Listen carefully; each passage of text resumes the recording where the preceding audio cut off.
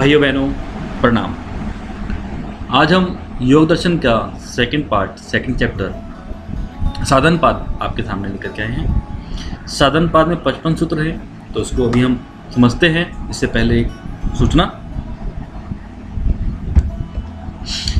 हमारी संस्था श्री पुष्टि योगशाला एवं प्राकृतिक चिकित्सा संस्थान, इन्होंने कुछ प्रोडक्ट बनाए हैं। इसमें से जो 2 प्रोडक्ट मैं आपके सामने लेके आया हूँ।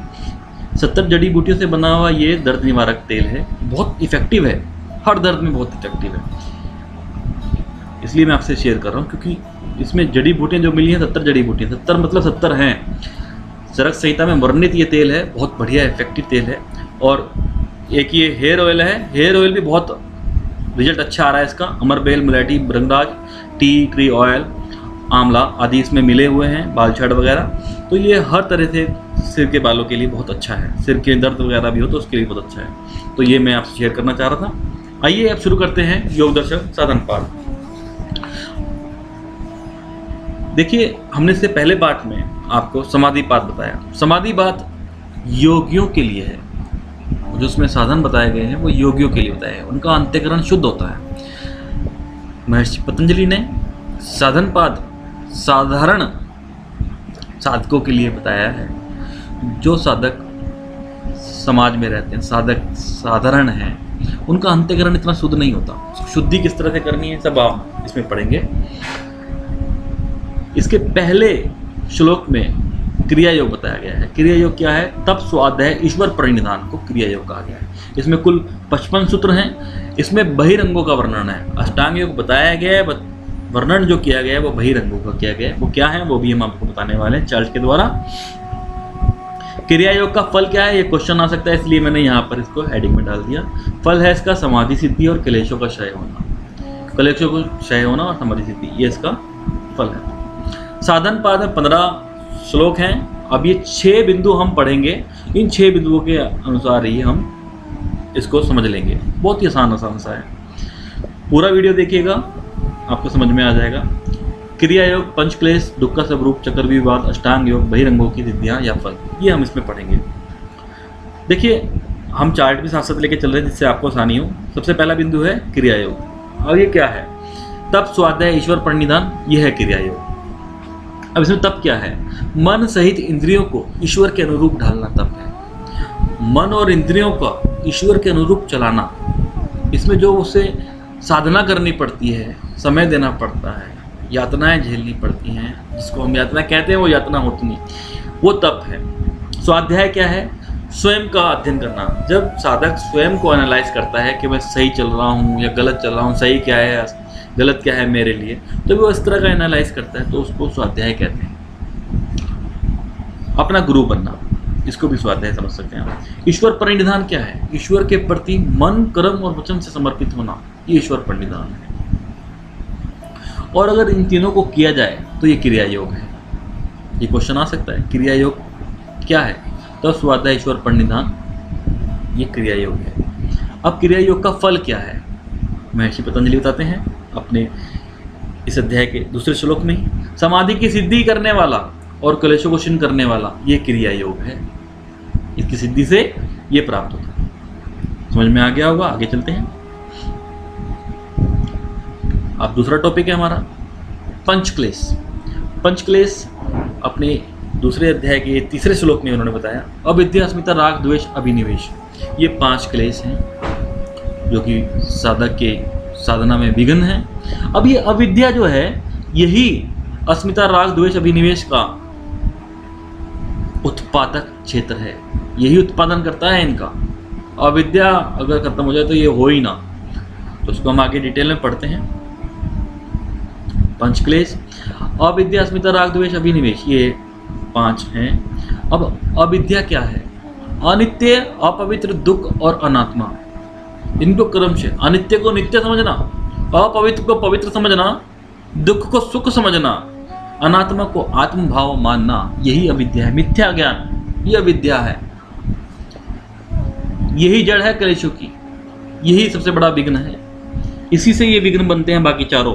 ये क्या है? अस्मिता। अस्मिता क्या है? दृक् शक्ति और दर्शन शक्ति, इन दोनों का एक रूप हो जाना। ये क्या होता है दृक् शक्ति? दृक् शक्ति मैंने दृष्टा, दर्शन शक्ति मैंने मन बुद्धि अहंकार। जब मन और बुद्धि के अनुरूप आत्मा अपने आप को कर लेता है, आत्मा मन और बुद्धि को ही अपना स्वरूप समझने लगता है, उनके अनुसार ही कार्य करने लगता है, तो वह अस्मिता होती है। ये होता है, ये भी अविद्या के कारण ही है। अब राग क्या है? सुख के पीछे भागना, ये स्वभाव जो है ये राग है। द्वेष क्या है? जिस पदार्थ से दुख की प्रतीति हो मन उसका विरोध करने लगता है, यही द्वेष है। अभिनिवेश क्या है? जहां हम पहले निवास करते थे उसके प्रति खिंचाव आकर्षण, यानी कि जो पुरानी चीजें हैं जिसका हम सुख भोग सकते हैं, भोग चुके हैं, उसका लगाव, उसका खिंचाव, यह अभिनिवेश है। अब इन चारों का जो जागृत करने वाला है वो है अविद्या। इसको मैं बार बार इसलिए कह रहा हूँ, ये क्वेश्चन आ सकता है, मैंने यहाँ पे भी लिख दिया इसमें। अविद्या ही शेष चारों क्लेशों का उत्पादक क्षेत्र है। इसको आगे समझते हैं। अब जो ये चार शेष हैं, अस्मिता, राग, द्वेष, अभिनिवेश, इनको जागृत करती है अविद्या, और ये चार अवस्थाओं में आती है। ये क्या है चार अवस्थाएं? प्रसुप्त, तनु, विच्छिन्न और उदार। अब इनको समझ लेते हैं। प्रसुप्त क्या है? प्रसुप्त वह समय जिसमें चित्त में स्थित क्लेश अपना कार्य कर ही नहीं सकता, वह तो स्थिति है प्रसुप्त। सोई हुई अवस्था में होता है चित्त में यह क्लेश। जब क्लेश सोई हुई अवस्था में चित्त में होता है तो वो प्रसुप्त कहलाती है। तनु क्या है? योग साधनों के द्वारा जिन क्लेशों की शक्ति को कम कर दिया जाए या हटा दिया जाए या छीन कर दिया जाए तो वह तनु कहलाते हैं। विच्छिन्न क्या है? जब कोई क्लेश उदार होता है तो दूसरा क्लेश दब जाता है, यानी कि जब राग उदार होता है तो द्वेष दब जाता है, इसको विच्छिन्न अवस्था कहते हैं। उदार क्या है? मैच्योर अवस्था क्लेशों की, जब क्लेश अपना 100% कार्य कर रहे हो तो उसको उदार बोलते हैं। तो ये चार अवस्थाएं थी अविद्या को छोड़ के, बाकी चारों क्लेशों को चार अवस्थाओं प्राप्त होती हैं, चार अवस्थाओं में क्लेश उत्पन्न होते हैं। तो ये चार अवस्थाएं उनकी थी, वो आपको समझ में आई होंगी। अब आगे चलते हैं। अब यहाँ पर क्या है? ये क्रिया योग हो गया, पंचक्लेश हो गया, अब दुख का स्वरूप। अब ये दुख का स्वरूप क्या है भाई, इसको भी समझते हैं। दुख के स्वरूप में महर्षि पतंजलि ने चार चीजें बताई हैं: परिणाम दुख, ताप दुख, संस्कार दुख और गुण वृत्ति विरोध। अब ये क्या है इसको थोड़ा समझ लेते हैं। परिणाम दुख क्या है? सुख का परिणाम दुख है, जो हम सुख भोगते हैं उसका परिणाम दुख होता है, ये इसमें कहा गया। जैसे कि कोई साधक यदि मदिरा का पान करता चला जाता है तो उसको शारीरिक ह्रास होना आवश्यक हो जाता है। जब शारीरिक ह्रास होता है तो दुख आता है, तो ये परिणाम दुख है। अब ताप दुख क्या है? दूसरों को देख के जलना, ये ताप दुख है। दूसरों को देख के, उसकी खुशी को देख के दुख करना, ये ताप दुख है। उसके पास अधिक धन क्यों है, मेरे पास कम क्यों, ये ताप दुख है। तो ताप दुख भी समझ में आ गया। संस्कार दुख क्या है? संस्कार दुख है जो सुख भोग लिया उसको याद कर करके विलाप करना। इसको समझिए इस तरह से, यदि किसी व्यक्ति की पत्नी की मृत्यु हो जाए तो वो उसको उसके सुख को देख करके, सोच करके, वो खाना बनाती थी या ऐसे ऐसे करके उसके जो साथ सुख भोगे उसको याद कर करके जब वो विलाप करता है तो वो संस्कार दुख है। अभी संस्कार दुख भी समझ में आ गया। गुण वृत्ति विरोध क्या है? गुण वृत्ति का मतलब क्या होता है? गुण वृत्ति का मतलब होता है गुणों का कार्य, और उसका विरोध, ये गुणवृत्ति विरोध है। अब इसको जरा ध्यान से समझिए, समझ में नहीं आता जल्दी से। ये क्या चीज है? कोई साधक है, साधना कर रहा है। अब साधना जब वो कर रहा है तो उस वक्त कौन सा गुण विद्यमान होगा? सत्व गुण विद्यमान होगा। बाकी के जो रज और तम गुण है वो बीच बीच में आकर उसे तंग करेंगे, फ्लैक्चुएट करेंगे उसके माइंड में। ये फ्लैक्चुएशन जो गुणों का कार्य है उसका विरोध करने वाले हैं। तो जो ये विरोध कर रहे हैं तो ये जो है वो गुणवृत्ति विरोध हो जाता है। तो गुणवृत्ति विरोध भी समझ में आ गया। अब ये चारों दुख का स्वरूप तो समझ में आ गया। अब आगे क्या है, अब वो देखते हैं। आगे अब आता है चतुर्व्यूहवाद। अब ये चतुर्व्यूहवाद में महर्षि पतंजलि ने चार चीजें बताई। इसको आप ध्यान से समझ लो, समझ के याद हो जाएगा। इसमें पहला बताया इन्होंने हे, फिर हे हेतु, हान और हानोपाय। अब हे क्या चीज है? हे है त्यागने योग्य। अब महर्षि पतंजलि कहते हैं भाई त्यागने योग्य है, बट त्यागने योग्य है क्या? त्यागने योग्य तो दुख है। अब जो दुख भोग चुके हैं उसे तो हम त्याग नहीं सकते, तो भोग चुके। जो आने वाला है उसको त्याग सकते हैं। तो ये जो आने वाला दुख त्यागना है वो है यहाँ पर। अब हे हेतु, अब महर्षि पतंजलि कहते हैं कि उसकी जड़ को खत्म कर देते हैं ना, उसकी जड़ को पता करते हैं, क्या उसको खत्म कर देंगे तो फिर ये कारण ही खत्म हो जाएगा। तो उसका कारण ढूंढो। हे हेतु, दुख का कारण क्या है? अब दुख का कारण जब समझ में आया तो ये है कि दृष्टा और दृश्य का संयोग, यानी कि अविद्या। अविद्या के कारण दृष्टा और दृश्य का संयोग होता है। दृष्टा के आत्मा जो मन और बुद्धि और इंद्रियों के अनुरूप अपने आप को समझ लेता है, वो उसका संयोग है, वो अविद्या के कारण होता है। तो जड़ क्या है? ये अविद्या है, अविद्या जड़ है। तो अब इसका हान क्या है? हान उन्होंने कहा दुखों की समाप्ति, पूर्व जन्म के भावी दुखों का अभाव। ये जब हो जाए तो कैवल्यावस्था प्राप्त हो जाएगी। बट ये हो कैसे? हान तो बता दिया कि दुख की समाप्ति है जी हान, लेकिन ये हो कैसे?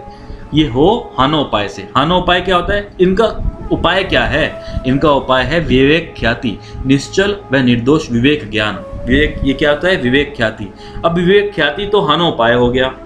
अब महर्षि पतंजलि बताते हैं कि विवेक ख्याति प्राप्त करने के लिए अष्टांग योग करना पड़ेगा। अब इसकी चर्चा करते हैं। इसके बाद ये जो अष्टांग योग, अब आप बताइए, क्वेश्चन बनता है कि अष्टांग योग बताया क्यों गया? विवेक ख्याति को प्राप्त करने के लिए। अब समझते हैं इसको। अष्टांग योग है जी ये। अब अष्टांग योग में 8 अंग हैं। कौन कौन से हैं? यम, नियम, आसन, प्राणायाम, प्रत्याहार, धारणा और ध्यान और समाधि। अब इसमें जो शुरू के 5 हैं, यम, नियम, आसन, प्राणायाम, प्रत्याहार, ये बहिरंग है। धारणा, ध्यान, समाधि अंतरंग है। आज हम बहिरंग की चर्चा इसमें करेंगे, क्योंकि इस जो टॉपिक है इसमें, इस चैप्टर में बहिरंग ही बताया गया है, बहिरंगों की सिद्धियां, उसका फल। अब हम इस पर चर्चा करते हैं। ये चार्ट है, इसको आप नोट डाउन कर लीजिएगा। यम, नियम, आसन, प्राणायाम, प्रत्याहार, ये 5, इन पे हम चर्चा करेंगे। यम क्या है? इसकी परिभाषा ये है, ये गलती से फल में लिखी गई, इसकी परिभाषा ये है, इसको समझिए। यम की परिभाषा को समझना बहुत जरूरी है। बाह्य अनुशासन, ये नियमों के द्वारा स्वयं को बांधना, ये यम है। अब यम से क्या होता है? जब अहिंसा आदि जो इसके प्रकार हैं यम के का अनुष्ठान जब सार्वभौमिक किया जाता है तो ये महाव्रत हो जाता है। अब सार्वभौमिक समझिए, सार्वभौमिक हो गया तो महाव्रत हो जाएगा। बट ये महाव्रत होगा कब? जब जैसे कि एक साधक ने मान लिया कि मैं सत्य बोलूँगा या मैं अहिंसा में रहूँगा, लेकिन किसके प्रति? अपने घर वालों के प्रति, अपने माता पिता के प्रति। तो वो सार्वभौमिक नहीं हुआ, वो तो एक जगह बांध दी, एक दायरा बना दिया। लेकिन यदि वो साधक कहे कि मैं पूरे संसार के सामने संसार से हिंसा नहीं करूंगा, अहिंसा का पालन करूंगा, जब उन्हें पूरा संसार ही ले लिया तो वो सार्वभौमिक हो गया। तब अगर वो साधक इस तरह से कार्य करता है तो उसका फल जो प्राप्त होता है वो महाव्रत होता है, वो महाव्रत कहलाता है। ठीक है। अब नियम क्या है? आंतरिक अनुशासन, आंतरिक क्रियाओं के द्वारा अपने आप को बांधना, ये नियम है। वो बाह्य था, ये आंतरिक है, समझिए।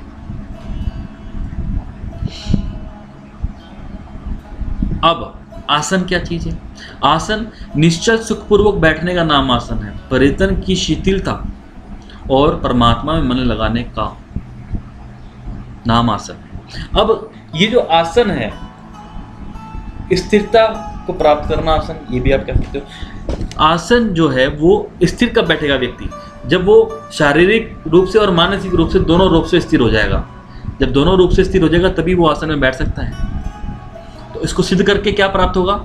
जब आसन सिद्ध होगा तो द्वंद्वों का आघात नहीं होगा। द्वंद्व कौन से? सर्दी और गर्मी का जो आघात होता है वो नहीं होता। आसन को सिद्ध करने का ये फल है। ये फल क्वेश्चन पूछा जा सकता है, इसको आप ध्यान से समझें। प्राणायाम क्या चीज़ है? शरीर में श्वास प्रश्वास की गति का रुक जाना प्राणायाम है। प्राणायाम 4 प्रकार के बताए गए हैं, बाह्यवर्ती, अभ्यंतरवर्ती, स्तंभवर्ती, बाह्य, अभ्यंतर, विचय, आक्षेपी। ये 4 प्रकार के प्राणायाम बताए गए हैं। इसका फल क्या है? प्राणायाम की सिद्धि से ज्ञान पर, विवेक पर पड़ा अविद्या का पर्दा तो क्षीण होता है, साथ में धारणाओं में मन की योग्यता हो जाती है। ये क्वेश्चन पिछली बार आ चुका है। धारणाओं में मन की योग्यता हो जाती है और विवेक पर पड़ा पर्दा, अज्ञान का पर्दा, वो भी हट जाता है। तो ये इसके फल हो गया। प्रत्याहार क्या चीज है? जब इंद्रियां अपने विषयों से हट करके चित्त के स्वरूप में एकाग्र हो जाए, तदाकार हो जाए, लीन हो जाए, तो उसका नाम प्रत्याहार है। प्रत्याहार सिद्ध होने पर योगी की इंद्रियां उसके वश में हो जाती हैं। यह प्रत्याहार का फल है। बात समझ में आ गई होगी। तो अब इसको हम यम नियम को भी समझ लेते हैं और प्राणायाम को। इसकी जो पार्ट्स हैं वो यम आपको बता दिया मैंने, बाह्य अनुशासन के द्वारा स्वयं को बांधना, ये यम है। यम कौन कौन से हैं? अहिंसा, सत्य, अस्त्य, ब्रह्मचर्य और अपरिग्रह। अब अहिंसा क्या चीज है? मन, वाणी और शरीर द्वारा प्राणी, किसी भी प्राणी को किसी भी प्रकार का दुख ना देना, ये अहिंसा है। यदि कोई व्यक्ति किसी की बुराई पीठ पीछे कर रहा है, वो भी हिंसा है। अगर उसको पता लग जाए कि मेरी बुराई की, तो उसको दुख होता है, ये भी एक हिंसा है। तो ये अहिंसा पे चलना, और अहिंसा पे चलने का फल क्या है? सब प्राणियों जो हैं उस साधक के प्रति जो अहिंसा पे चलता है उसके प्रति अपना बैर त्याग देते हैं। अब सत्य क्या है? एकमात्र आत्मा की प्राप्ति का प्रयत्न सत्याचरण है। जो देखा सुना, आत्मा से जो देखा, जो आवाज आई, वही आपने बोल दिया, ये सत्य है। अब इसका फल क्या है? इसका फल ये है कि जो भी ऐसा व्यक्ति होता है, ऐसा साधक होता है, उसकी वाणी में एक शक्ति आ जाती है, दिव्य शक्ति आ जाती है। वो जिसके लिए भी कुछ बोल दे, वरदान दे दे, श्राप दे दे, उसको बद्दुआएं दे दे, तो वो लग जाती है। तो ये हो गया सत्य का फल। अब अस्ते क्या चीज है? अस्ते, इसको चोरी का अभाव भी कहा जाता है। अधिकारों का अतिक्रमण कर दूसरों की चीजों को हड़पना, ये तो हो गया अस्ते। और अस्ते क्या है? दूसरों की चीजों को ना हड़पना, ये अस्ते है। इसका फल क्या है? योगी के सामने सब प्रकार के रत्न प्रकट हो जाते हैं अगर अस्ते सिद्ध हो जाए तो। ब्रह्मचर्य क्या है? मन सहित इंद्रियों का ब्रह्माचरण में प्रवाहित होना, ये ब्रह्मचर्य है। यानी कि मन और इंद्रियों को अत्यंत पवित्र हो जाना, ये ब्रह्मचर्य है। इससे फल क्या प्राप्त होता है? शरीर में अपूर्व शक्ति आ जाती है, बहुत शक्ति आ जाती है, एक्टिव हो जाता है शरीर, ये ब्रह्मचर्य का फल है। अपरिग्रह क्या है? संग्रह का अभाव। अपने स्वार्थ के लिए लालचवश भोग सामग्रियों का संचय करने का अभाव, ये अपरिग्रह है। कोई भी सिर्फ और सिर्फ अपने लालच के लिए साधक यदि संग्रह करे अपनी चीजों का, किसी को दे नहीं, तो वो परिग्रह होता है। और अगर वो इसका अभाव करे तो वो अपरिग्रह है। अपरिग्रह करने का फल प्राप्त जो होता है वो होता है कि पूर्व जन्म का ज्ञान हो जाता है। ये इंपॉर्टेंट है। पूर्व जन्म का ज्ञान किससे होता है? अपरिग्रह का फल है। इसको आप नोट डाउन कर लीजिए। अब नियम की बात हम करते हैं। नियम क्या है? आंतरिक अनुशासन या क्रियाओं के द्वारा स्वयं को बांधना, ये नियम होता है। अब ये 5 होते हैं: शोध, संशोध, तप, स्वाध्याय, ईश्वर प्रणिधान। सोच क्या है? बाह्य और आंतरिक शुद्धि करना सोच है। अब इसका फल आप जानने, बाह्य सोच से अपने अंगों में वैराग्य और दूसरों के साथ संसर्ग न करने की इच्छा होती है। अब जो आंतरिक सोच से है वो 5 प्रकार के फल प्राप्त होते हैं। फलों का पूरा पेड़ क्या है? वो अंतःकरण की शुद्धि, मन में प्रशंसा, चित्त की एकाग्रता, इंद्रियों को वश में हो जाना, आत्म साक्षात्कार की योग्यता प्राप्त हो जाना, ये सोच के फल है। इसको आप नोट डाउन कर लीजिए, संभावनाएं आ सकता है क्वेश्चन। संतोष क्या है? कर्तव्य कर्म का पालन करते हुए प्रारब्ध के अनुसार अपने आप जो प्राप्त हो उसी में संतुष्ट होना। ये क्या मतलब हुआ इस बात का? जितना आपने कार्य किया, आपको जो प्राप्त हुआ उसी को संतुष्ट, उसी में आपको आनंद आना चाहिए, वो संतोष है। अब इसका जो सुख है, इसका जो फल है वो क्या है? परम सुख प्राप्त होता है। मन में अगर संतुष्टि हो तो मन खुश रहता है, वो सुख की अनुभूति होती है। ये सुख ऐसा है जो कोई नुकसान नहीं देता, इसका कोई दुख नहीं है, इसमें दुख नहीं आता। तो ये संतोष सबसे बड़ा सुख इसलिए कहा जाता है, तो उसकी फल की प्राप्ति होती है। तप क्या है? ये हम आपको बता चुके क्रिया योग में। मन सहित इंद्रियों को ईश्वर के अनुरूप ढालना, ये तप है।